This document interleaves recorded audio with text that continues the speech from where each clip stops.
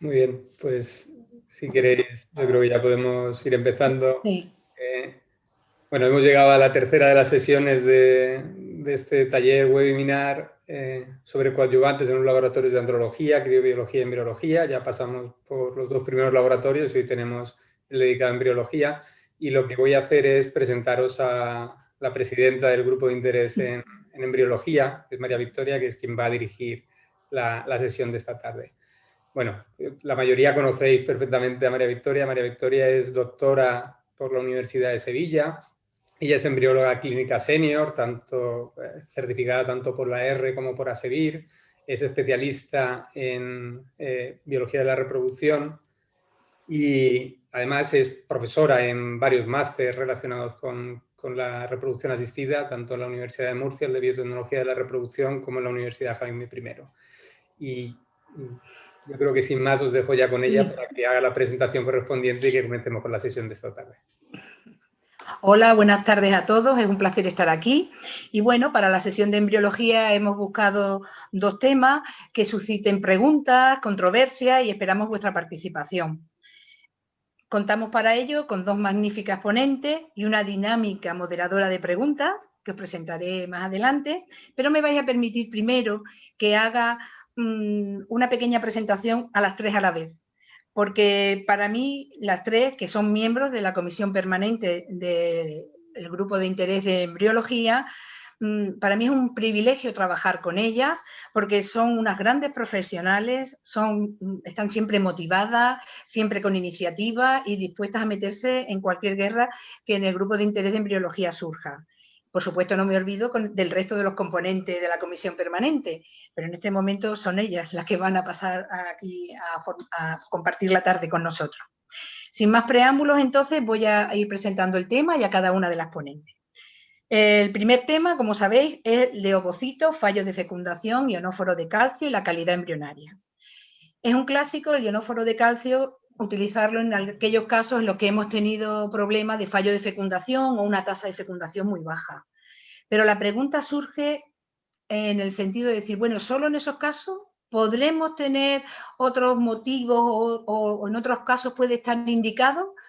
¿Y es fácil de usar el ionóforo de calcio? ¿Es fácil de implementar en el laboratorio? Pues para eso contamos con Arantxa Delgado Mendívil.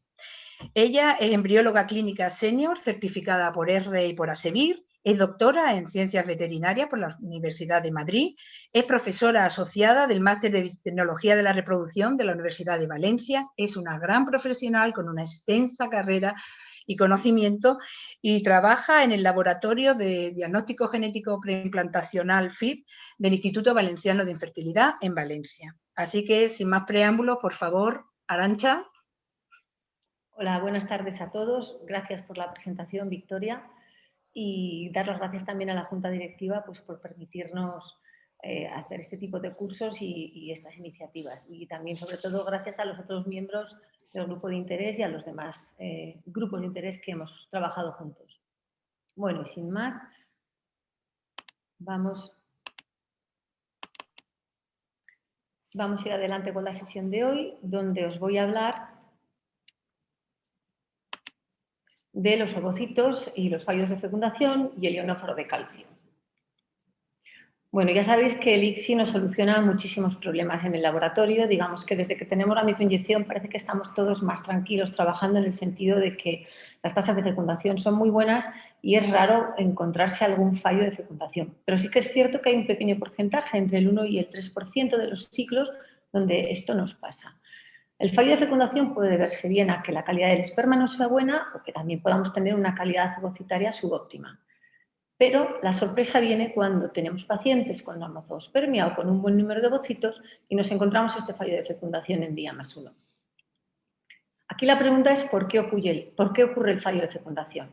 Podría haber múltiples explicaciones, pero sí que es cierto que una que podría solucionarlo es que la incapacidad del espermatozoide para activar correctamente el ovocito. Esa podría ser la causa y por eso, por la mañana, cuando aparecemos por el laboratorio a valorar la fecundación o vamos a los timelapse, nos encontramos el espermatozoide íntegro en el citoplasma. Podemos visualizarlo muchas veces. Recordamos sin más los principios de la activación ovocitaria. Es muy importante que se cumplan todos estos procesos pasando por la activación del propio ovocito, porque si no se produce esta, nos vamos a quedar a medias y no vamos a llegar a la formación del pronúcleo. Para que se produzca la activación ovocitaria hay determinadas proteínas espermáticas que son candidatas al proceso, pero es verdad que nos vamos a centrar en una de las más importantes, que es la fosfolipasa CC. A modo de recordatorio también, sabemos que el espermatozoide se fusiona con la membrana del ovocito, se libera la fosfolipasa CZ, se hidroliza el fosfatidilinositolfosfato y tenemos de esta unión tenemos el diacilglicerol y el inositoltrifosfato, que es el que realmente se va a unir a su receptor en el retículo endoplásmico y va a producir la salida del calcio hacia el citosol y por lo tanto ya la primera onda. Como veis, la diferencia entre una fecundación normal y otra que no tiene fecundación es la diferencia en el número de ondas. Como veis aquí a la izquierda tenemos todas las ondas con su amplitud. Aquí el espermatozoide es el que desencadena la primera onda. Veis que se mantienen y que tiene una frecuencia y una duración. En cambio, cuando tenemos un fallo de fecundación, podéis observar en la gráfica que no vemos esas ondas, no se producen. ¿Y cómo solucionamos esto? Bueno, pues algunos autores postulaban que quizá modificando la técnica de microinyección con una aspiración un poco más enérgica podía servir un poco de revulsivo y provocar esa activación de los canales, con el riesgo que ello conlleva. También se recurrió a la activación eléctrica. De hecho, tenéis en la primera diapositiva un par de papers que hablan de esto después de los fallos de fecundación, pero lo cierto es que la activación química parece más la solución. Hay distintos productos que pueden ser activadores, pero nosotros nos vamos a centrar en el ionóforo de calcio, que es el que estamos utilizando en el laboratorio y que tiene esos resultados buenos.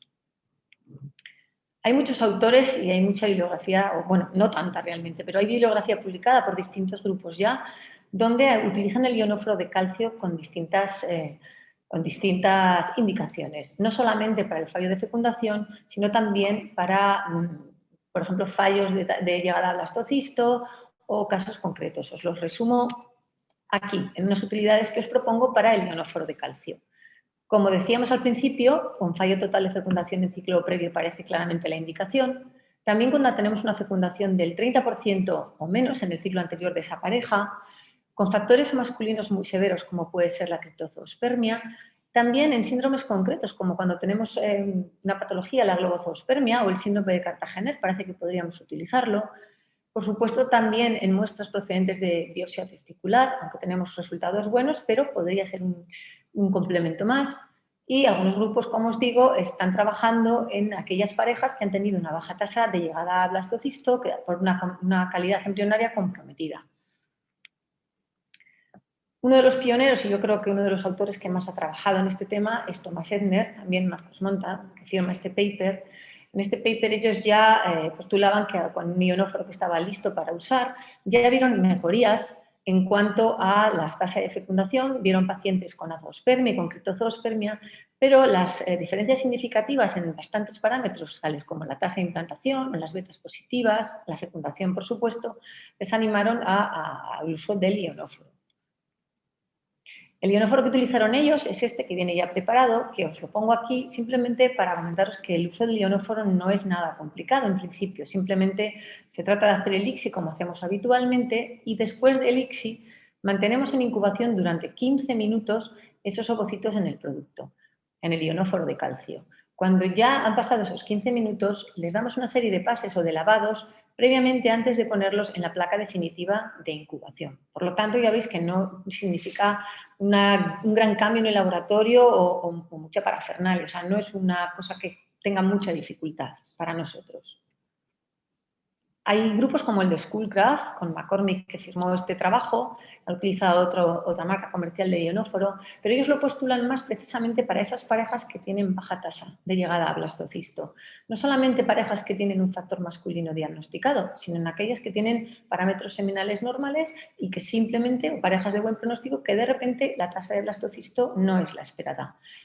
Lo prueban en esas parejas y ellos ven que realmente sí, que se implementa la tasa de llegada a blastocisto, pero además la carga cromosómica de los embriones no se ve comprometida porque no aumentan las anomalías y tampoco ven que haya diferencias en la tasa de nacidos vivos.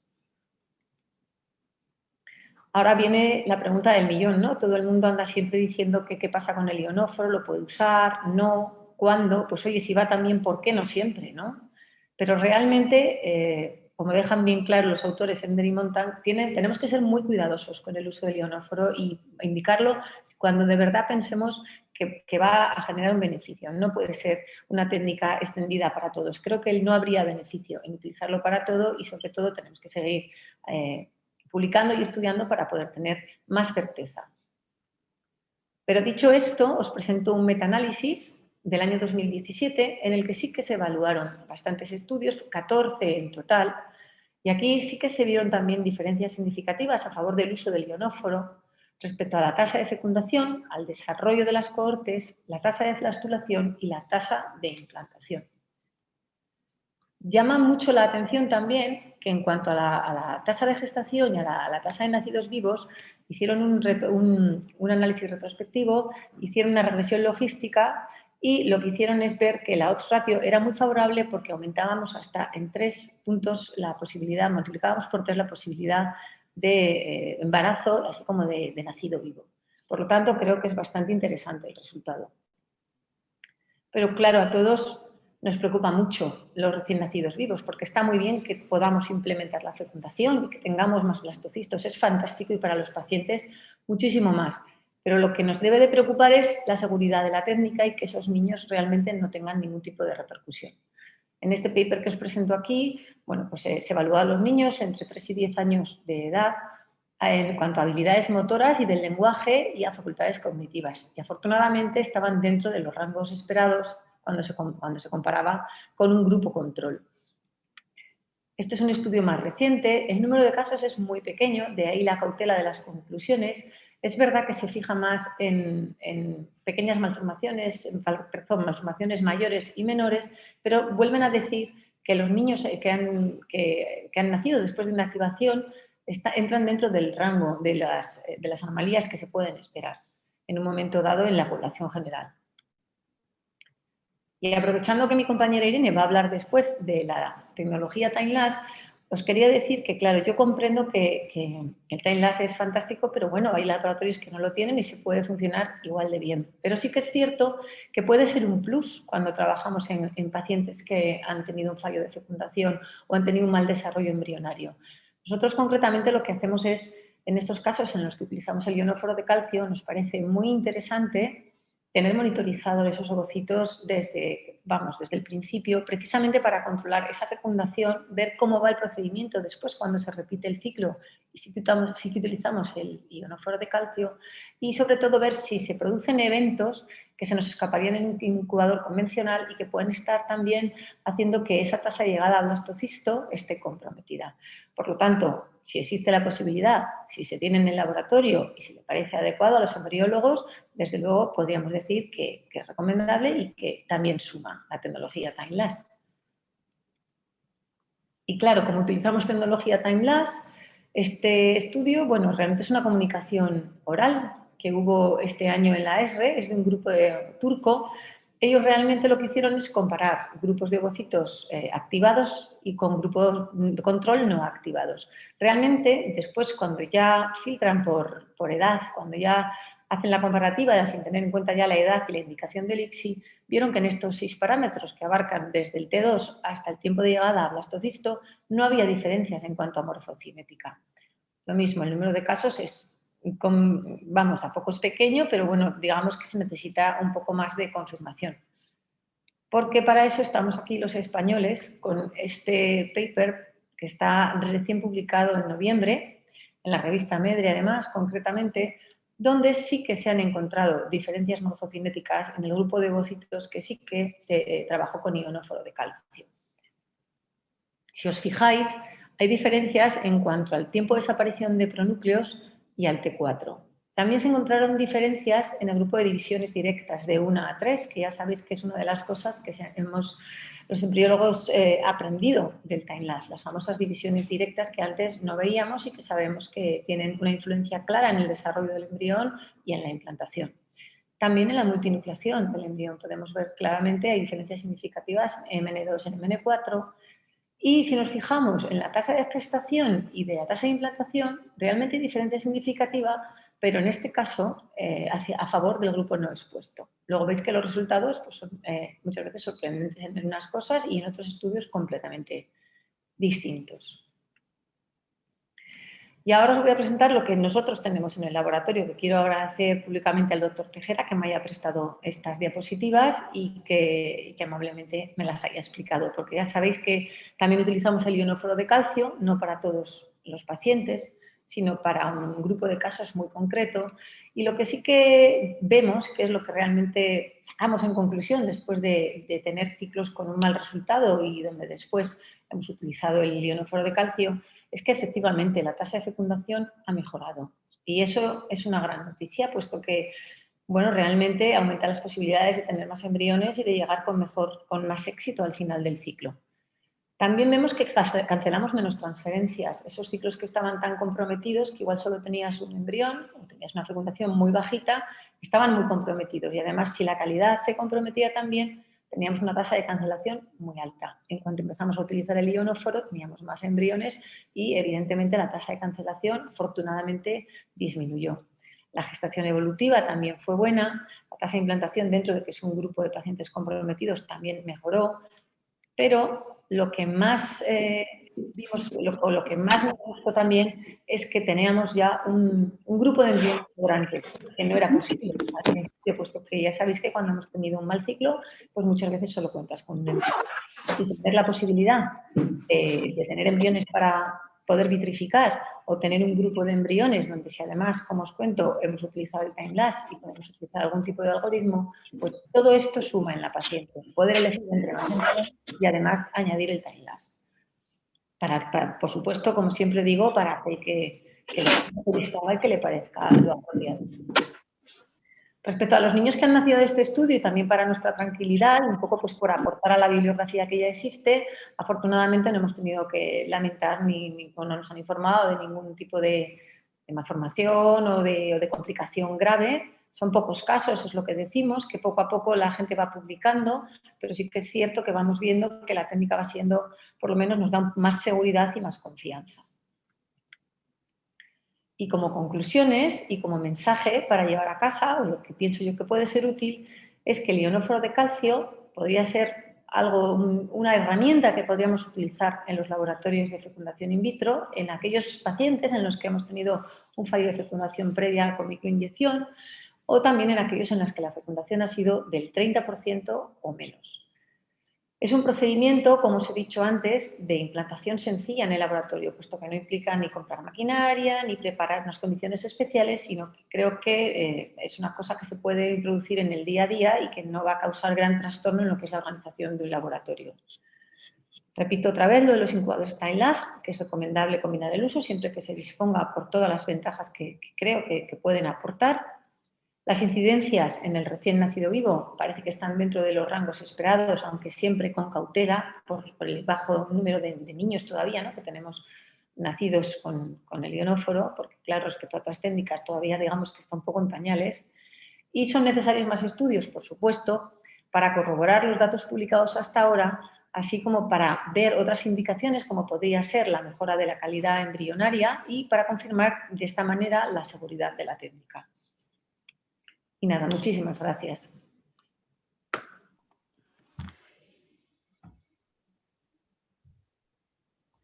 Hola, pues muy bien, Arantxa. Ha estado muy clara y muy concisa, como es propio de ti. Y entonces pasamos ahora a guardar todas las preguntas que tengamos. Por favor, irlas pasando a preguntas y respuestas. Y paso a presentar a Irene Cuevas, que ella nos va a hablar de la selección no invasiva time-lapse últimos avances. Y el time-lapse, como sabéis, se ha ido implementando en los laboratorios y los diversos trabajos publicados han ido señalando qué parámetros están relacionados con las tasas de implantación. Pero, ¿qué más podemos esperar del time-lapse? ¿Cómo vamos a poder mejorar las condiciones? ¿Podemos sacar el time-lapse? Va a darnos la ponencia Irene Cuevas. Irene es embrióloga clínica senior certificada por la R y por ASEBIR, es máster en reproducción humana y biotecnología de la reproducción. Perdona que he visto aquí una notita. Bueno, Es máster en reproducción humana y biotecnología de la reproducción humana asistida, doctora en obstetricia y ginecología, aunque está licenciada en biología, profesora en los másteres de reproducción de la Universidad Jaime I y la Complutense, tutora en prácticas y directora de los trabajos fin de máster en el máster de biotecnología de la reproducción de mamíferos en la Universidad de Murcia. Es representante española en el European IVF Monitoring, vocal del Comité de Registro de la SEF, vocal de la Junta Directiva de la misma Sociedad Española de Fertilidad y trabaja como directora del Laboratorio de Embriología del Hospital General Universitario de Valencia. Cuando quieras, Irene. Muchas gracias, Victoria, por la presentación. A ver. Bueno, pues me lo han puesto un poquito complicado porque cerrar la sesión después de las ponencias de los compañeros que han sido espectaculares. Bueno, voy a ver si consigo. Vale, perfecto.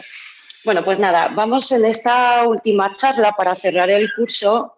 Vamos a hablar de selección no invasiva, de time-lapse, los últimos avances.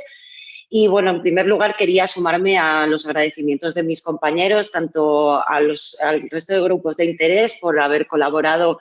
Hemos hecho este curso con muchísima ilusión. Sabéis que queríamos, bueno, la idea inicial era haber hecho un curso presencial, pero las circunstancias no nos lo han permitido y yo creo que la verdad es que este curso, tal y como lo hemos planteado al final, ha tenido una aceptación buenísima. Y nada, esperemos que esté siendo de vuestro interés. Y no me quiero extender más. Voy a comenzar, pues eso, comenzando haciendo un poquito un repaso. Yo creo que hoy en día, a día de hoy, en el 2020, todo el mundo tenemos ya clarísimo lo que es el time-lapse, cómo se utiliza en el laboratorio, que tomamos secuencias de los embriones en intervalos de tiempo entre 5 y 15 minutos, que vemos diferentes planos focales. Y la verdad es que esta evolución, si hacemos una búsqueda rápida en PubMed, vemos que la evolución del número de publicaciones en cuanto a time-lapse en el laboratorio de reproducción asistida ha crecido de una forma exponencial. Desde el año 97 que se publicó el primer paper donde se veían pronúcleos de embriones de ratón. Yo creo que fue a partir del año 2010 cuando se plantearon los primeros algoritmos de predicción de desarrollo embrionario y a partir de ese momento fue cuando empezó a implementarse de una forma más generalizada dentro de los laboratorios de reproducción asistida. Ya en el año 2014 hubo un grupo de usuarios del time-lapse, de gente que llevaba ya tiempo trabajando, que nos hicieron una proposición en la nomenclatura y las anotaciones cuando estamos utilizando time-lapse. Y yo creo que prácticamente todo el mundo ha cogido esta nomenclatura porque cuando vamos a un congreso y vemos una charla de time-lapse, todo el mundo sabemos de qué se está hablando cuando vemos CC2 o S3 o yo creo que es mucho más fácil hablar en términos time-lapse que en términos morfología porque la morfología pues hay bastantes divergencias en cuanto a los sistemas de clasificación de diferentes sociedades científicas. El time-lapse como que lo hemos adoptado de una forma un poquito más adecuada.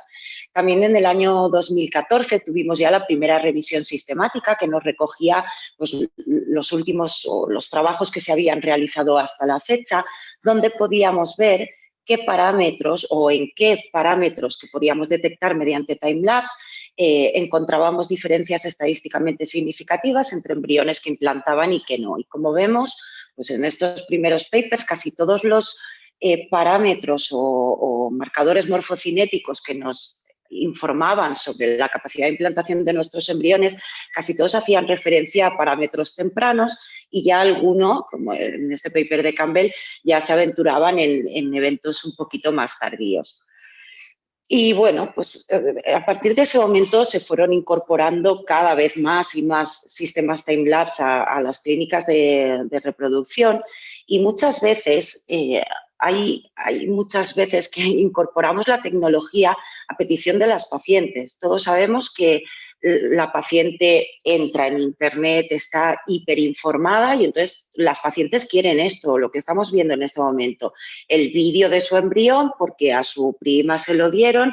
Entonces, tenemos que tener claro que aparte del vídeo para nuestras pacientes, tenemos muchísima información sobre los embriones y tenemos que valorar pues eso, qué información vamos a poder sacar de nuestros embriones. Incluso hay algunos autores que muestran que para la paciente el poder estar viendo sus embriones, porque hoy en día con esto de las conexiones online, etcétera, y hay diferentes aplicaciones que lo permiten, el que la paciente pueda estar viendo el desarrollo de sus embriones también parece que puede estar mejorando sus probabilidades de implantación por la tranquilidad que le genera, etcétera. Y bueno, en cuanto a cuánto se ha generalizado el timelapse, tenemos, bueno, actualmente el grupo de interés de embriología, liderado por nuestros embriólogos juniors, que sabéis que ahora tenemos embriólogos juniors dentro de los grupos de interés y acompañados de una de nuestras seniors, están haciendo una encuesta de timelapse sobre el uso del timelapse y que en breve os llegará a todos los socios de ASEVIR. Pero bueno, tanto en Francia como en Estados Unidos se han hecho encuestas de este tipo para saber pues, cuánto o cómo se está utilizando la tecnología timelapse. Y bueno, pues hay un poquito de todo. En Francia hay más uso del timelapse que en Estados Unidos, pero lo que a mí me resulta curioso es que la percepción de la tecnología timelapse es completamente diferente de los usuarios de timelapse de los no usuarios de timelapse. Es decir, que si vemos aquí en la tabla que os he puesto aquí abajo, imagino que veis cuando muevo el cursor, cuando preguntamos sobre si la tecnología timelapse es mejor que la morfología convencional que utilizamos en los laboratorios, es curioso que quien está utilizando tecnología timelapse le resulta mucho más útil que la morfología. En cambio, los no usuarios, pues parece que no le ven tanta utilidad. Lo que quiero decir en resumen, y ocurre lo mismo con el estudio que se hizo en Estados Unidos, es que una vez que incorporas el timelapse, todos son como que le ves muchas ventajas. Y no soy muy objetiva porque soy usuaria del timelapse. Pero bueno, como decíamos, esto ha evolucionado mucho, se han ido publicando muchos papers, diferentes algoritmos y a finales de 2019, de nuevo hubo una reunión de usuarios del timelapse y de grandes expertos en timelapse. Es el grupo de interés de timelapse dentro de la ESRE y han hecho una última publicación que ha salido este mismo año de buenas prácticas y recomendaciones para el uso de la tecnología timelapse. Y en este paper, una de las cosas que podemos ver es la lista de recomendaciones de qué tenemos que hacer antes de introducir la tecnología timelapse en nuestro laboratorio. Y como os comentaba, he puesto aquí este marcador de es un poquito el aprovechamiento que le podemos dar a nuestro sistema timelapse. Y porque yo tenía en mente que cuando compramos el timelapse únicamente para darle el vídeo a nuestras pacientes, nos estamos moviendo aquí en sacarle poco rendimiento y sacaremos más rendimiento cuando tengamos claro qué parámetros vamos a valorar, pues lo que comentaba antes Arantxa, las divisiones directas, qué parámetros realmente nos están dando información acerca de nuestros embriones. Aparte también tendremos que tener muy claro en el momento en el que empezamos a trabajar con la tecnología, y esto supongo que luego lo discutiremos durante el turno de preguntas y en el debate, es las condiciones de cultivo. Todos habréis leído un montón de papers donde nos compara el cultivo convencional con el cultivo en timelapse. Lo que tenemos que tener claro es cómo estamos cultivando nuestros embriones. Es decir, la mayoría de incubadores que tienen incorporada la tecnología timelapse son incubadores que no tienen humedad. Si trabajamos sin humedad, pues tendremos que modificar. Si antes trabajábamos con humedad, tendremos que modificar nuestro sistema de cultivo para evitar la evaporación del medio de cultivo en el que tenemos los embriones. Sobre todo porque una de las grandes ventajas de la tecnología timelapse es que tenemos la opción de cultivar nuestros embriones de forma ininterrumpida desde el momento de la microinyección o la FIV hasta el momento de la transferencia en estadio de blastocisto, por ejemplo. Entonces, ese cultivo ininterrumpido lo tenemos que hacer de una forma adecuada, evitando la evaporación, dependiendo del tipo de aceite que vayamos a utilizar, el tipo de medio de cultivo, y todo eso lo tendremos que tener en cuenta para que el cultivo sea adecuado dentro de mi sistema timelapse. Otra de las características, otra de las cosas que podemos aprovechar de nuestro sistema timelapse es algo que lo comentaba Arantxa, hay algunas cosas que vemos en el sistema timelapse y que no podemos detectar por morfología convencional. E incluso algunos parámetros o algunos eventos por morfología convencional los podemos detectar, pero con la tecnología timelapse lo detectaremos de una forma mucho más adecuada, como por ejemplo la multinucleación. Cuando chequeamos un embrión, vamos a ver a las 44 horas si lo tenemos multinucleado o no, pero si vemos toda la evolución del embrión, seremos más capaces de detectar multinucleación.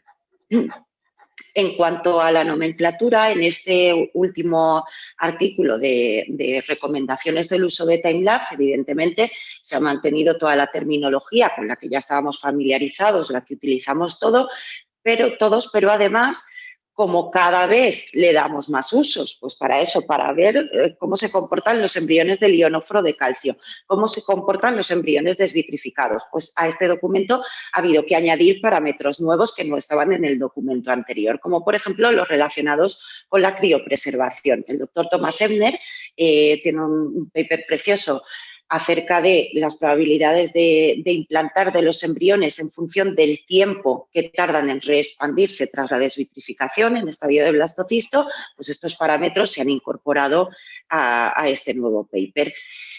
Y aquí está el kit de la cuestión. Cuando trabajamos con la tecnología timelapse, pues tenemos un montón de cosas que chequear en nuestros embriones, pues en qué momento se ha producido la división a 2 células, cuándo ha comenzado la blastulación, cuándo el embrión ha empezado a hacer el hatching y prácticamente de todos los parámetros que valoramos mediante tecnología timelapse, tenemos ya un montón de bibliografía que la correlacionan estos parámetros de forma independiente o bien con la calidad de los embriones hasta día 3º de cultivo o bien con la formación de blastocisto y la calidad de los mismos o con la probabilidad de implantación o recién nacido vivo o embarazo evolutivo. Entonces, yo con todo esto, ¿con qué me quedo para seleccionar mis embriones? Pues además de los parámetros de forma discreta, de forma individual, también tenemos publicaciones donde hay diferentes algoritmos. En estos algoritmos vamos a hacer una combinación de diferentes parámetros que nos van a rankear los embriones en función de en qué rangos de tiempo nos movemos, nos va a decir qué probabilidades de implantar tiene nuestro embrión. Pero además de todo eso, tenemos algunos factores que pueden ser posibles o que nos pueden alterar los parámetros morfocinéticos, como son la edad de la paciente, la causa de esterilidad, el hábito no fumador de los pacientes, si el semen procede de una biopsia testicular o de eyaculado.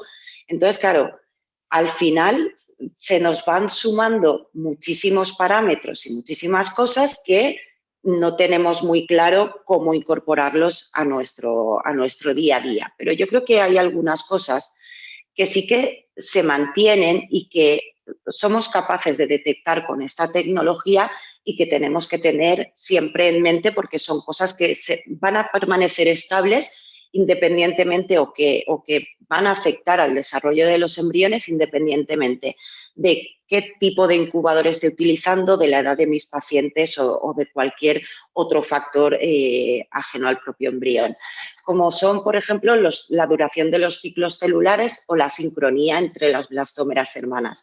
Esta imagen me gusta muchísimo porque aquí podemos ver, aquí en la parte de abajo, cómo es el ciclo celular de una célula, cualquier célula de nuestro organismo, en la que el embrión,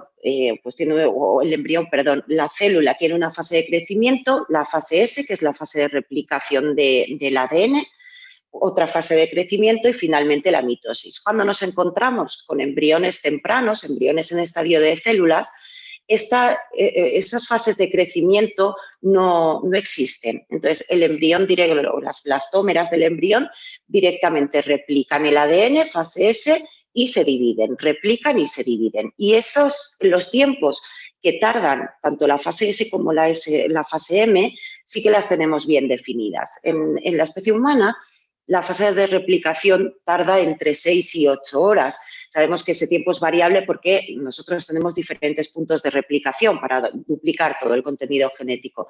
Y la fase de mitosis dura 1 hora. Y eso es para cualquier célula. Entonces, claro, si nos encontramos con que una blastómera del embrión se ha dividido en menos de ese margen de tiempo, una división a las 5 horas, por ejemplo, tenemos la casi certeza de que ese embrión va a tener errores genéticos porque no ha podido replicar completamente todo su genoma.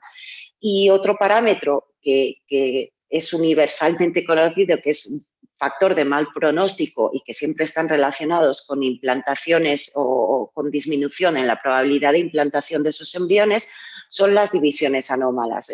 Una de las más conocidas son las divisiones directas, que están producidas por un uso anómalo tripolar. Estas divisiones, pues como veis aquí, son más frecuentes de lo que inicialmente podríamos pensar. Como vemos aquí en este paper, están casi en el 14%, otro tipo de divisiones anómalas, el 18%. En definitiva, todas ellas van a disminuir la probabilidad de implantación de nuestros embriones y solamente las vamos a poder detectar con time-lapse. Sí que es verdad que por morfología clásica, si nos encontramos un embrión en 3 células, con las 3 células exactamente del mismo tamaño, podemos intuir, pero no tenemos la certeza de que haya hecho una división directa. Entonces, esto solamente lo vamos a poder detectar con tecnología time-lapse. Al final, claro, es lo que estamos viendo a lo largo de la charla.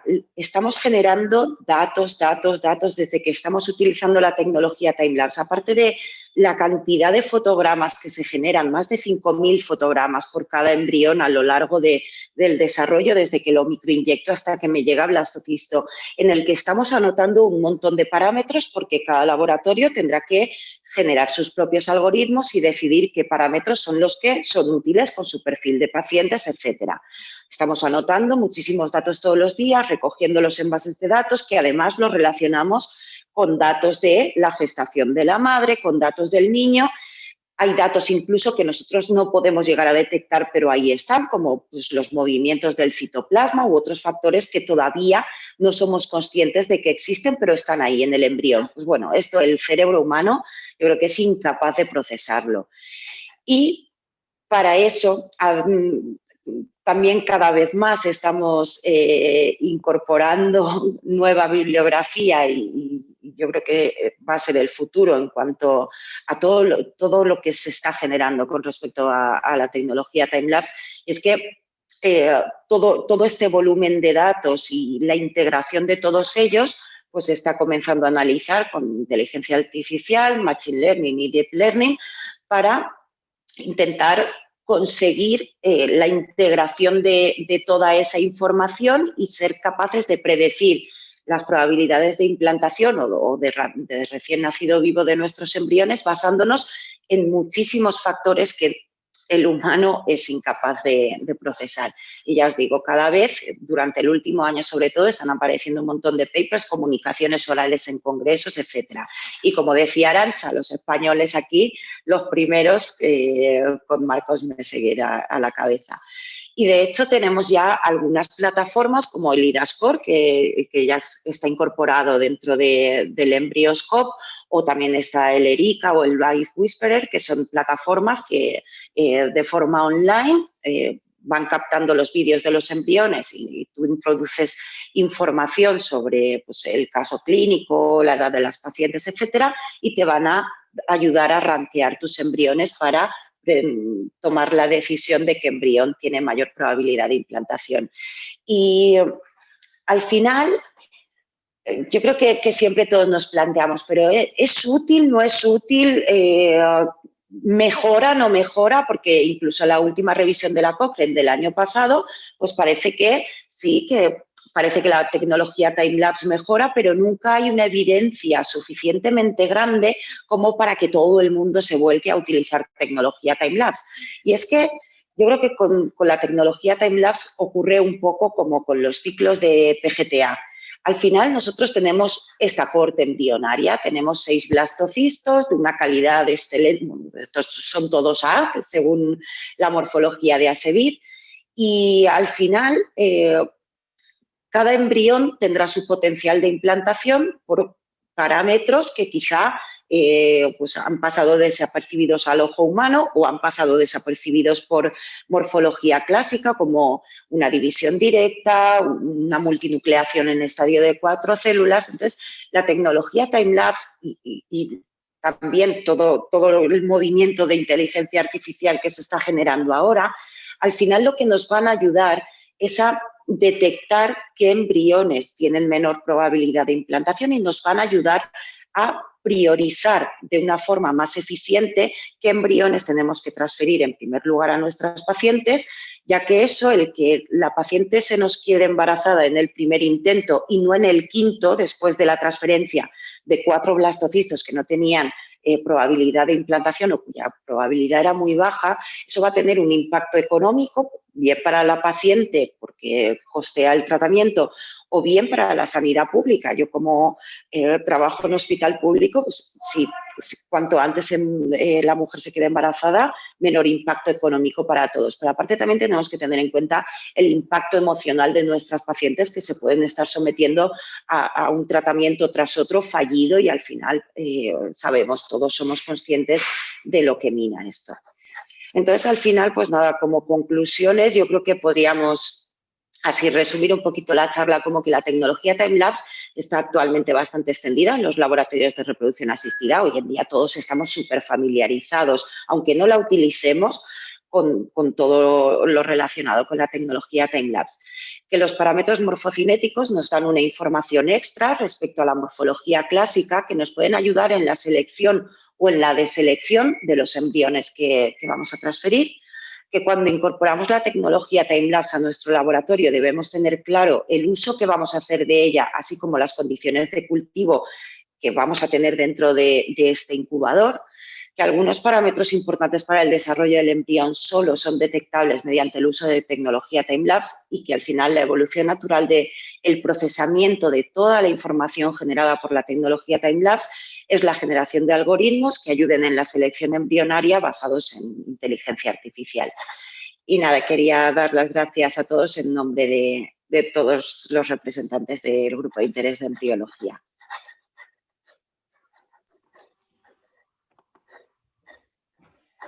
Muchísimas gracias, Irene, y gracias doble porque te ha ajustado el tiempo. O sea, ¡Uy, un milagro para ser yo, un milagro!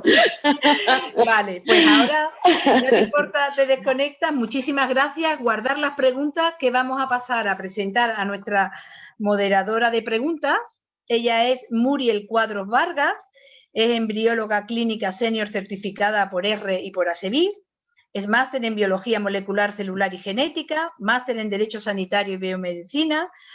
Ha sido responsable de la puesta en marcha de varios laboratorios y ahora mismo está ejerciendo su actividad como asesora en varias clínicas sobre fertilidad y salud hormonal. Muriel, cuando quieras.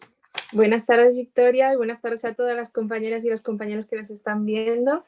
Y nada, muchas gracias por contar conmigo para estas sesiones que de verdad han sido súper interesantes. Quiero felicitar a todos mis compañeros de los grupos de interés y bueno, y especialmente a nuestras compañeras del grupo de interés de embriología que han estado fantásticas. Y bueno, tenemos un montón de preguntas, así que vamos a ir al lío.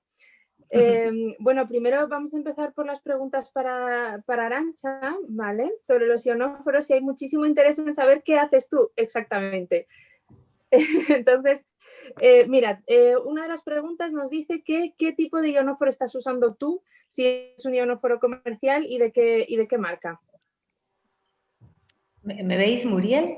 Sí, sí, sí. Te vemos y te oímos. Vale, perfecto.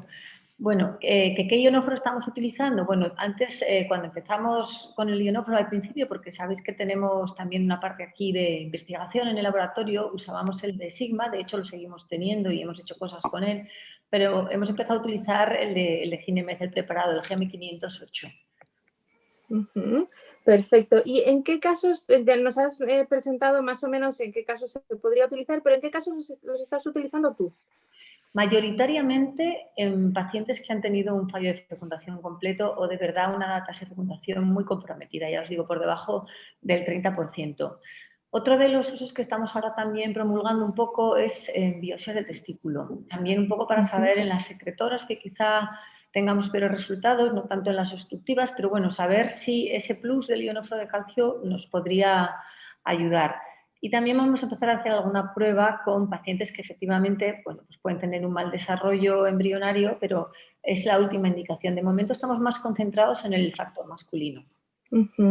Sí, nosotros en el Hospital General sí que hemos empezado a hacer ya algunas pacientes de baja calidad embrionaria, pues pacientes o bien que habían detenido el desarrollo hasta blastocisto o bien que han hecho blastocistos de muy mala calidad, y también hemos notado una mejoría también con el Cultactive.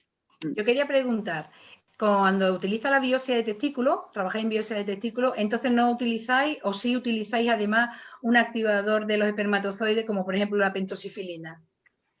Sí, también hemos utilizado mayoritariamente la pentoxifilina. Si la muestra es buena, no, pero si no, sí que lo utilizamos de rutina también. ¿Y en esos casos también utilizarías el óvulo con ionóforo? También hemos hecho pruebas y la verdad es que ha ido bastante bien, ¿eh? Ajá, vale, gracias.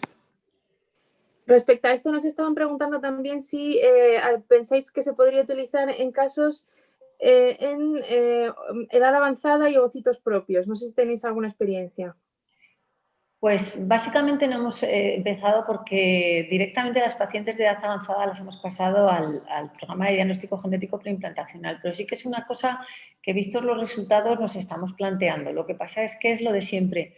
Tendríamos que empezar con pequeñas pruebas porque el café para todos creo sinceramente que no tendría un resultado tan espectacular como nosotros quisiéramos, la verdad, porque si esa fuera la solución, que es un poco lo que os comentaba antes en el paper de Ebner y de Montan, ¿no? Respecto a la prudencia de indicar esta técnica ahora para todo el mundo. Es un poco como el hatching, ¿no? De repente parece que el hatching te va a salvar todos los ciclos y no va a haber fallos de implantación. Creo que hay que empezar poco a poco y desde luego yo no descarto hacer pruebas con pacientes y bueno, informando por supuesto siempre y con todas las medidas, pero yo no lo veo de momento como para implantarlo de manera rutinaria en todas las pacientes añosas. De momento, puede ser que dentro de un año te diga lo contrario, pero ahora mismo es la opinión. ¿Y en algún caso lo habéis usado, os ha vuelto a dar un fallo de fecundación? ¿Qué hacéis si pasa esto? ¿Lo volvéis a intentar? Claro, ese es el tema, que intentas hacer todo lo posible para intentar mejorar los resultados del primer ciclo, pero cuando ya tienes unos malos resultados en el segundo ciclo, la verdad es que ya solemos proponer un cambio de gameto porque vemos que se ha confirmado el diagnóstico y que algo está pasando en esos gametos y que probablemente la mejor opción para esa pareja sea cambiar el gameto. Desgraciadamente porque es lo que más les cuesta, como ya sabéis. Sí. Nos preguntan también si podría utilizarse en FIT convencional, si hay algún protocolo para hacerlo. ¿Con ionóforo de calcio? Pues ¿sabes lo que pasa? Que con FIT convencional tengo experiencia porque, claro, las pacientes que están indicadas para un FIT convencional a priori tienen muy buenos parámetros, es decir, que cumplen los requisitos como para que tú hagas una FIT convencional con una buena muestra espermática. Por lo tanto, el primer paso sería hacer la fecundación in vitro. Si no te va bien, es cuando tú pasarías a la técnica de ICSI y en tercer lugar, según mi opinión, es cuando utilizaríamos el ionóforo. Yo de entrada tampoco lo recomendaría y tampoco sé ahora mismo cómo usarlo, sinceramente, porque no se nos plantea. Primero en una fecundación in vitro es esperar a ver cómo va. Y ya desde el punto de vista técnico nos preguntan también sobre la preparación de las placas. ¿Las preparáis por la mañana? ¿Se podrían preparar el día anterior? Nosotros de rutina las preparamos por la mañana y es verdad que tenemos un tiempo mínimo de 4 horas para que esas placas tengan el pH adecuado, estén atemperadas, pero sí, lo que sí que es cierto es que para estar segura y si tú quieres tener todo claro, puedes tener los medios atemperados en el incubador y simplemente preparar las placas con un medio atemperado, porque el pH óptimo es seguro y en 4 horas también con esos medios. Y también, bueno, yo me estaba planteando si, sobre todo, bueno, las dos lo estáis usando ahora, ¿cuál es vuestra experiencia con el DGP? ¿Lo habéis utilizado para casos de DGP y qué os habéis encontrado? Yo lo he utilizado en casos de DGP, pero precisamente cuando he tenido un fallo de fecundación o una fecundación muy bajita. De hecho, he tenido una paciente hace poco en el programa de DGP que tuvo una fecundación de 1 de 8, que realmente es una fecundación muy mala, llegó hasta blastocisto, se analizó, fue normal y le propusimos hacer un ionóforo de calcio, usamos Time-Lapse y fuimos a PGD otra vez. Pero sinceramente la indicación principal fue que había tenido pocos fecundados. Con el mismo número de ovocitos, afortunadamente tuvimos 6 embriones fecundados en el segundo ciclo y pudimos biopsiar 3 embriones, bueno, 3 blastocistos, perdón. Y tuvimos 2 embriones normales y se ha embarazado. Pero de rutina, y si la fecundación es normal en el programa de EGP, no vamos a ofrecer de momento, salvo que sea una paciente que quiere seguir haciendo intentos y que creemos que puede verse beneficiada o que vemos claramente alguna indicación más. Muy bien. Y ya por último, la última pregunta. Nos pregunta si se ha estudiado algún otro inductor químico que nos pudiera ayudar en este sentido, que causa oscilaciones. No sé si, pues, claro. si hubierais probado algún otro. A nivel de investigación ya te digo que sí, y que tenemos en el laboratorio la ionicina y tenemos otro tipo de activadores. De eso, vamos, la experta es la doctora María José Escribá, que está permanentemente trabajando con ese tipo de reactivos, pero yo a nivel de uso práctico y de clínica, no. De momento solo tengo experiencia con el ionóforo y sé, y los tenemos, pero solo los utilizamos en investigación. Fenomenal. No sé si tenéis, compañeras, alguna otra pregunta. No, yo creo que ha quedado muy claro. Felicitarte, Arantxa, otra vez por lo fantástico que has hecho tu exposición. Muy claro. También me preocupaba, y lo sabes porque lo hemos hablado alguna vez, el hecho de que, bueno, qué repercusión tenía en los niños nacidos, y lo has dejado bastante claro. Y también la legalidad de utilizar el ionóforo, porque claro, el ionóforo no es de ahora, es de hace muchísimos años y en principio era algo experimental, y cómo ha ido poco a poco pasando al uso de la clínica, ¿no? Entonces, sí, realmente, bueno, nos ha pasado mucho, ¿no? En reproducción. Vamos a acordarnos del ICSI, vamos a acordarnos de Hatching y acordémonos también de la vitrificación como técnica experimental, incluso del Time-Lapse en sus principios, cuando estaba todo el mundo horrorizado pensando que teníamos los embriones enfocados con una cámara cada 15 minutos.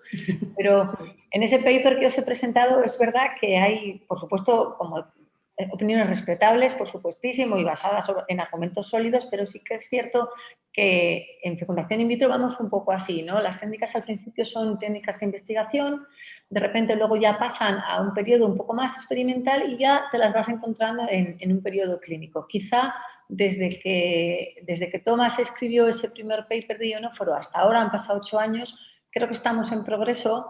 Por supuesto, el uso del ionóforo y sobre todo de cara a publicar y de cara a utilizarlo, hay totalmente información hacia las pacientes, hay total transparencia, se pasan los proyectos, hay un comité ético que aprueba el uso, es decir, no es una cosa que yo de repente me compro un reactivo y lo uso y ya está. Hay que ser muy responsable con eso y también lo que os decía, café para todos no. Realmente lo interesante es acertar con las pacientes de que de verdad se pueden ver beneficiadas de este uso.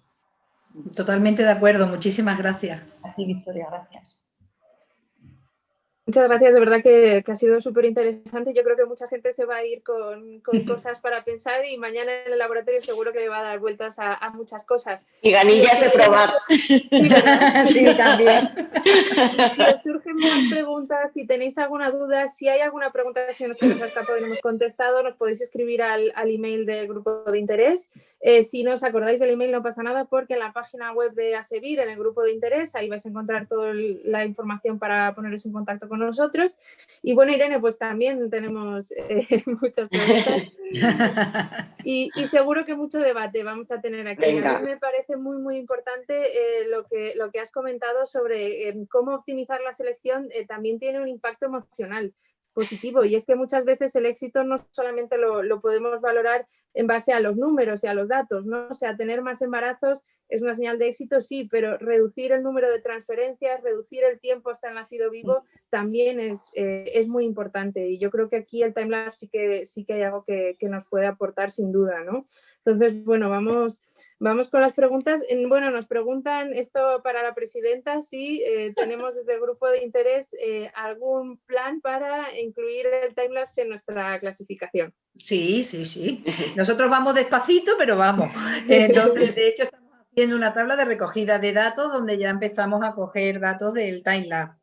Y ahora mismo, como ha dicho Irene, se va a mandar una encuesta que nuestro grupo junior está haciendo un trabajo y quiere bueno, recabar esa información, ¿no?, del timelapse. Evidentemente ya la morfología clásica, evidentemente no nos podemos quedar ahí. El grupo de interés tiene que evolucionar con los tiempos y estamos abiertos, y es dinámico, a todo lo que va saliendo, a todos los descubrimientos nuevos, implementando las técnicas nuevas y todo lo que nos pueda ayudar a todos.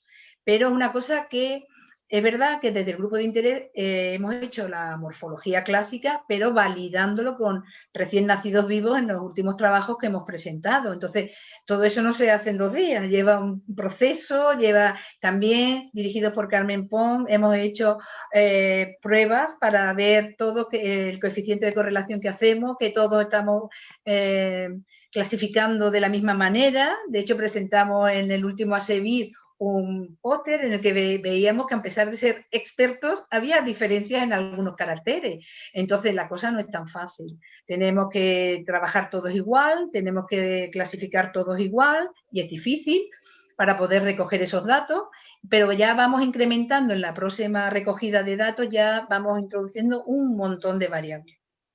Y entre ellas el timelapse, por supuesto. De todas formas, bueno, la pregunta que siempre...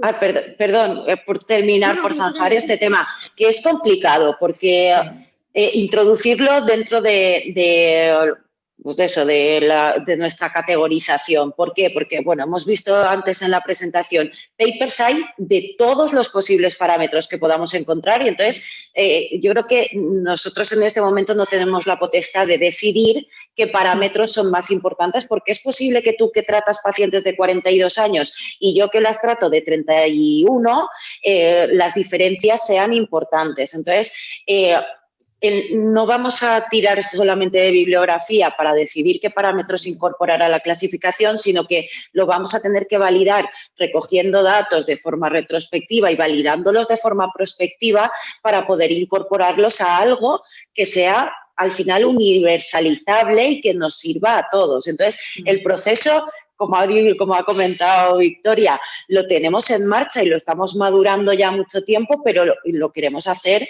de la forma correcta. Lleva su tiempo, pero sí está contemplado, por supuesto. Pues una pregunta que nos hacen muy a menudo y cuando hablamos de timelapse, ¿no?, es si los embriones descartados por el timelapse son desechados. A ver, buena pregunta. A ver, hablo desde mi experiencia y cualquiera de mis compañeras me podéis aportar vuestra opinión, pero bueno, nosotros lo que hacemos es que tenemos los embriones en cultivo y vemos, supongo que preguntarán por la división directa, ¿vale? Entonces, nos hace la división tricotómica ese embrión. Entonces, ese embrión evidentemente no va a ser nunca, si tenemos otros embriones, nunca va a ser nuestra primera opción para transferir, pero sí que lo que hacemos es cultivarlo hasta el estadio de blastocisto. Si evoluciona y nos hace un buen blastocisto, lo congelaremos y será siempre nuestra última opción de transferencia. Sí que es verdad que cuando vemos estas grandes aberraciones como las divisiones tricotómicas o divisiones reversas, las probabilidades de que el embrión evolucione hasta a blastocisto son menores. Hay pocas probabilidades de que evolucione y nos haga un buen blasto. Entonces, claro, cultivarlo hasta blasto es una forma ya de selección de ese embrión. Y evidentemente, ya digo, no va a ser nuestra primera opción, pero sí que lo congelaremos. También es verdad que hoy en día todos lo sabemos también, que los embriones también tienen cierta capacidad de reparación. Entonces, hay veces que nos encontramos que el embrión ha hecho una división rápida, por ejemplo, de una división en 4 horas, y sabemos que esas células van a tener algún tipo de anomalía. Pero también vemos que el embrión continúa evolucionando y que esas celulitas las excluye, forma la mórula, las excluye, forma el blasto, continúan excluidas. Entonces, ese embrión, yo quizás sí que me lo plantearía al transferirlo como primera opción si fuera un embrión de mejor calidad morfológica que otro, porque he visto que esas células que me han hecho la anomalía han quedado excluidas del embrión definitivo. Entonces, yo creo que el timelapse ayuda mucho en ese sentido porque podemos ver cómo está evolucionando todo. pero tirarlo a la basura directamente porque haya hecho una cosica mala, no. Lo veremos, lo dejaremos evolucionar y evidentemente si nos hace un blasto de buena calidad lo congelaremos y lo utilizaremos como última opción. Y cierto que realmente nos encontramos pocas veces, ¿verdad?, en esa situación en la que un embrión que ha hecho una anomalía así, pues llega a hacer blasto, ¿no? Pero bueno, yo creo que todos hacemos un poco lo mismo y yo creo que es lo correcto, ¿no? Lo vemos, lo observamos y si hace falta se congela y luego ya pensaremos llegado el momento, ¿no? Pero siempre como última opción. Un poco también en la línea de esta pregunta, nos preguntan que si tienes un blasto de peor morfología, pero con mejores parámetros cinéticos que otro de morfología mejor, ¿cuál eliges? Claro, pero a ver de qué morfología estamos hablando, porque si es un A frente a un D, tengo clarísimo que voy a transferir el A. Si estamos hablando de un A y un B, pues quizá me decante por el B. Sí, porque nosotros en nuestro laboratorio, pero cada uno en su laboratorio tiene que saber qué es lo que le funciona. Nosotros sí que hemos visto que desde que empleamos los parámetros que en nuestro laboratorio nos salen estadísticamente significativos, sí que hemos visto una mejoría tanto en el aumento de las tasas de embarazo como en la disminución de las tasas de aborto. Entonces, como a nosotros sí que nos funciona. Y luego otra cosa, el blasto es tan dinámico que el blasto que ahora es un B, dentro de 5 horas se te convierte en el mayor A y el blasto que es un A pasan 4 horas y empiezan a degenerar todas las células de la masa celular interna y es un D. Entonces, sí, la morfología va a tener inicialmente todo el peso, pero como sabemos que la morfología cambia mucho, pues y yo sé que a nosotros sí que nos funciona la cinética, quizá me decantaría más, pero ya te digo, tiene que ser embriones hablando de tipo A, tipo B, o entre un B y un C no muy malo.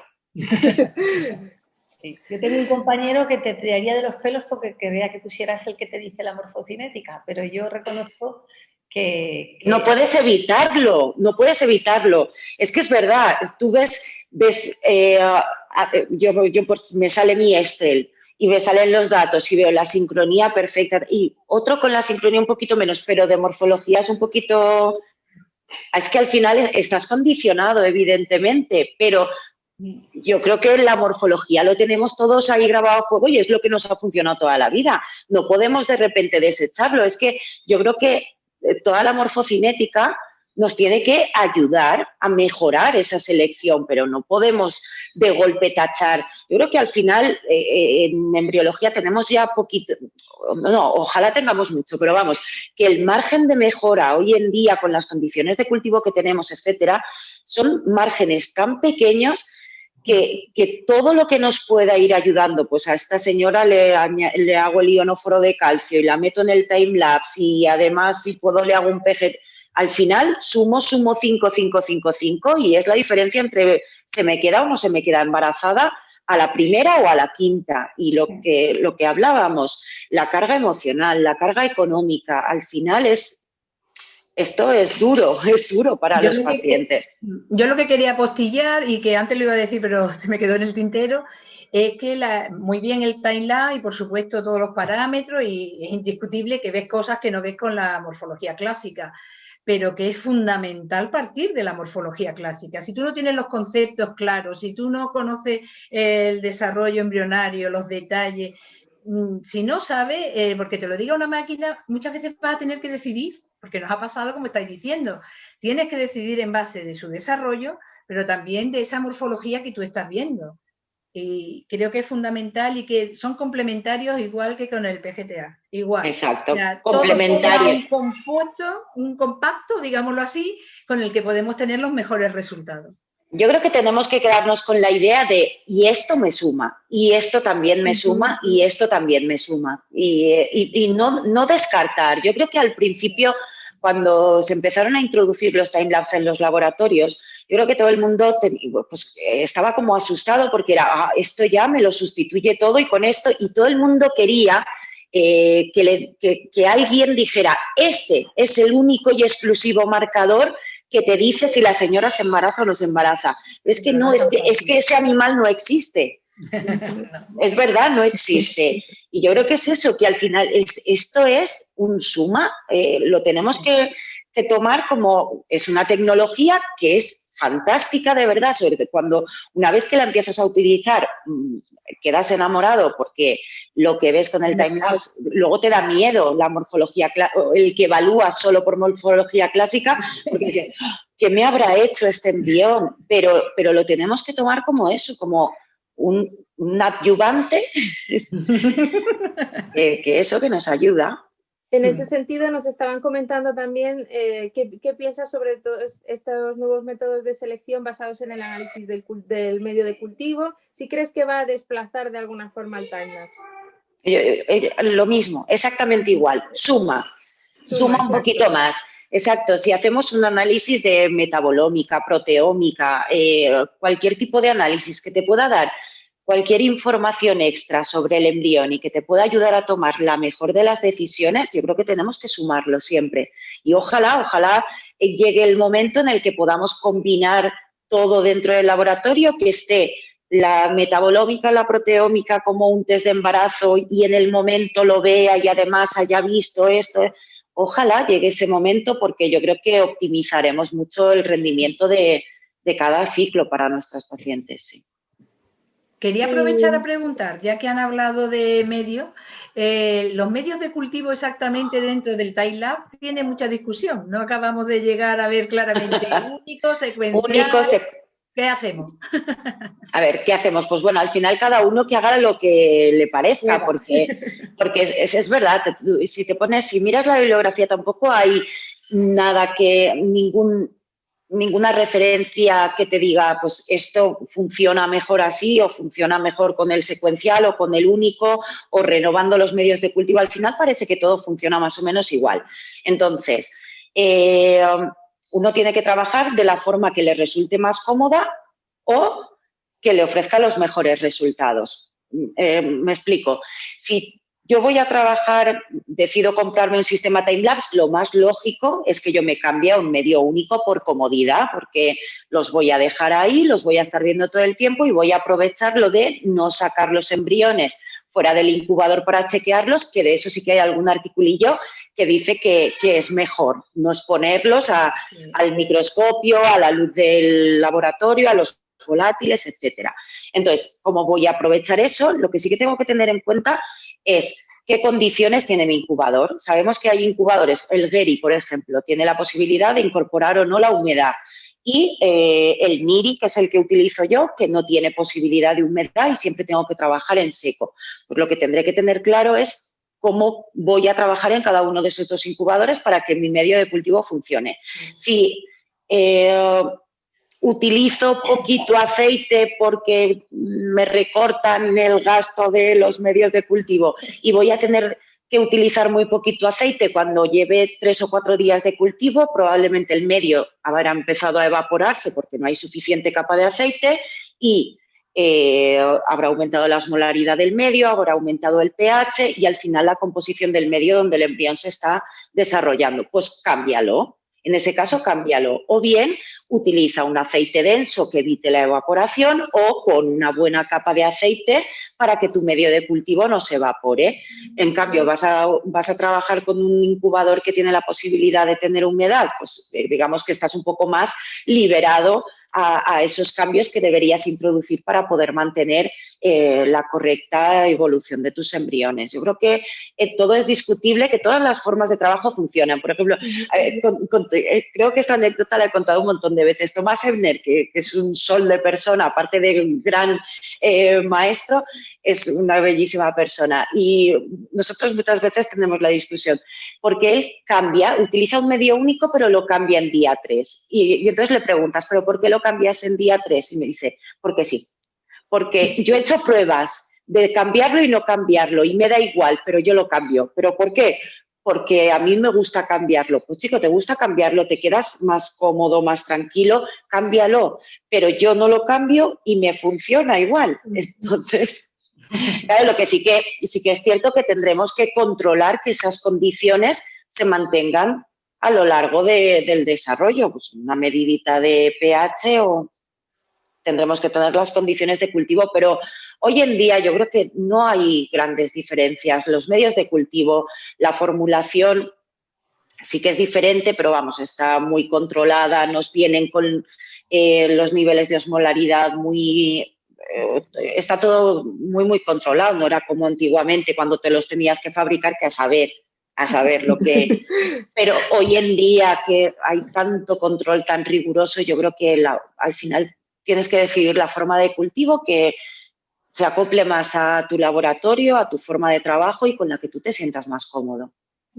¿Y creéis que se han mejorado también las condiciones de cultivo? Porque muchos laboratorios han introducido el trigas a la vez que el timelapse, ¿no? En los mismos sistemas. Entonces, quizá también encontramos ahí un beneficio, ¿no? Claro, es que no podemos comparar peras con manzanas. Si estamos utilizando un incubador de estos grandes, un box, un incubador de un montón de volumen de gases, que además trabaja el 20% de CO2 y en el que estoy compartiendo el espacio para 8 pacientes y lo abro 15 veces al día porque además gaseo también los medios de cultivo y de repente me compro un timelapse que es un sistema súper estable con compartimentos individuales y al 5% de oxígeno o al 7%, me da lo mismo. Es que solamente ese cambio ya te va a mejorar.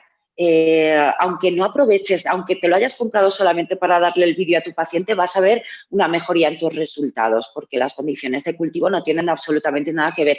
Realmente los estudios que son de los que todavía hacen falta más, prospectivos, randomizados, etcétera, siempre se debería comparar incubador benchtop con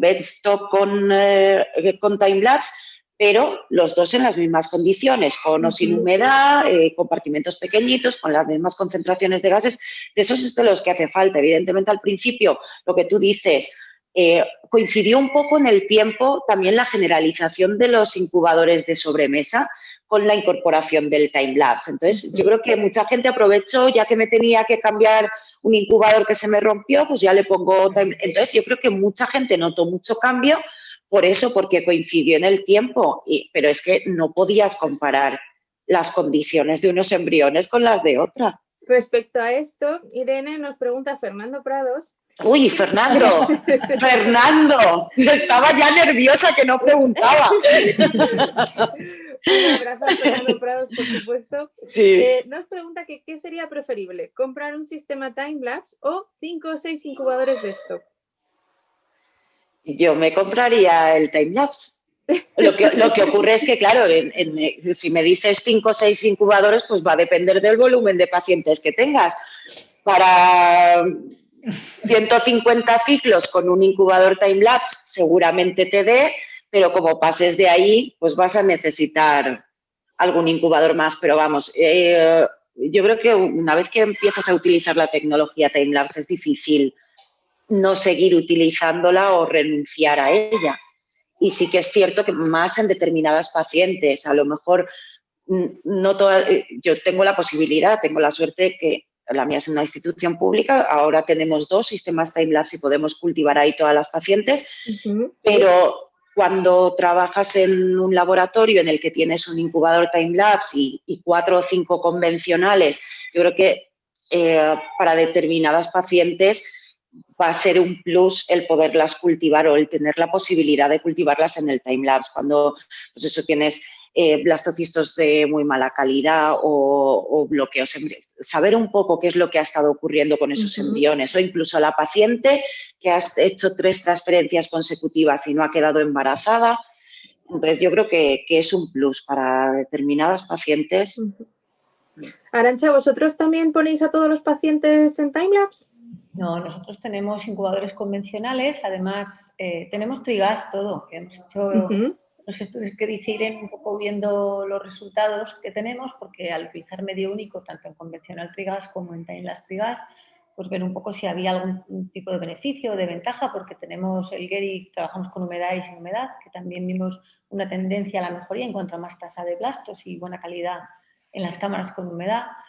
Y los incubadores convencionales la verdad es que nos han dado muy buen resultado, incluso trabajando con medio único, porque ya que utilizas el time-lapse, lo lógico es utilizar un medio único, ¿no? Para precisamente esa ventaja que tienes de no tener que sacar el embrión del incubador, pues el medio único te lo puede dar. El convencional también, ya te digo que los resultados son muy buenos, pero a mí si me preguntas, por ejemplo, pues hay incubadores time-lapse que tienen, yo creo, algo de superioridad en los resultados. Y yo, respecto a lo que ha dicho antes Irene del medio de cultivo, bueno, pues yo sé que hay gente que le cuesta mucho el trabajar con medio único y yo luego quería lanzar la pregunta que mucha gente dice, oye, ¿por qué el medio único tú crees que te aguanta hasta día 6?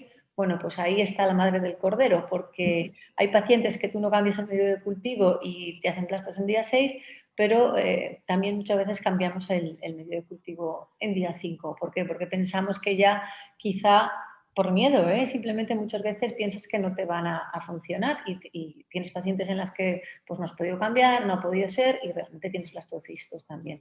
Pero bueno, en principio tenemos la suerte de tener trigas tanto en time-lapse como en convencional y yo creo que si existe la posibilidad de tener ambos pues, o por sacar de time-lapse y tener justo antes de la transferencia o pacientes que directamente piensas que les va a ir bien el trigas, con convencional, pues adelante. Ya he dicho que el tener time-lapse muchas veces es un lujo para muchos laboratorios y hay jugadores convencionales maravillosos que van fantásticos y que creo que son más asequibles para muchos laboratorios. Y luego también va a depender un poco eso de los volúmenes de trabajo de cada centro. Eso es que quizá lo que decía Arantxa, un centro que hace 50 ciclos, que tenemos muchos centros en España chiquititos, con muy poquito volumen de trabajo, amortizar la inversión de un sistema time-lapse a lo mejor no es tanto el beneficio y un centro demasiado grande, pues también la inversión es impresionante para poder tener a todas sus pacientes en sistema time-lapse. Yo creo que los que tenemos la suerte de trabajar en un centrillo ahí, ni del todo pequeño ni ya grande, pues lo tenemos un poquito más cómodo, pero... Eso nos comenta nuestra compañera María José Figueroa, que hay muchos centros que no tienen un time-lapse y que no van a tener nunca un time-lapse, ¿no? Seguro. La clasificación morfológica y la que hemos trabajado siempre no va a dejar de ser importante nunca, ¿no? Por eso sigue evolucionando, por eso estamos ahora metidos en el proyecto nuevo para mejorar también la clasificación morfológica. Exacto. Claro. Y ya está. Pero eso también es discutible en el sentido de que para los pacientes muchas veces, si no tienes un time-lapse, tu centro ya no es válido y habría que transmitirle, hombre, no es igual a lo mejor, porque evidentemente hay una serie de ventajas y eso ya cada vez hay más publicaciones en ese sentido, pero ¿cómo puedes justificarle a tus pacientes que, bueno, que tienes la morfología clásica y que no es una debacle? Porque hemos llegado hasta aquí. Entonces... no sé si os ha pasado con un paciente, pero me gustaría saber la experiencia antes de llegar al time-lapse, claro. Ya que tenéis el time-lapse, evidentemente para ella es una garantía más. Pero lo que sí que me gustaría que quedara un poco plasmado aquí en este foro, que bueno, que para aquellos centros que no disponen de este tipo de equipamiento, pues sus resultados pueden ser perfectamente aceptables, no tienen por qué ser desacreditados porque no lo tienen. O iguales o mejores al final. Claro. Un embriólogo que tiene, ¿no? Exacto, sí. Tu forma de trabajar más cuidadosa, más tienes más en cuenta todos los parámetros, controlas más la calidad del laboratorio, es que al final puedes tener mejores resultados. Sí. No me pero lo que decíamos, sí, es así, pero en igualdad de condiciones. Claro. Al final no es el único parámetro la selección embrionaria, porque al final desde el cómo preparas las placas de cultivo que vas a utilizar mañana hasta cómo se limpia el laboratorio te va a estar influyendo en los resultados. Son muchísimas variables. Exacto, son tantísimas variables que el no disponer de tal cosita que aumenta un 5, ya ves que a lo mejor has disminuido un 20 solamente por echar dentro de tu laboratorio un producto de limpieza erróneo.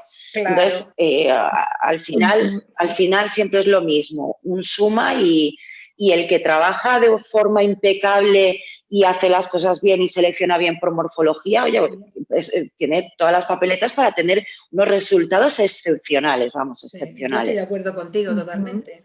Sin duda, sí.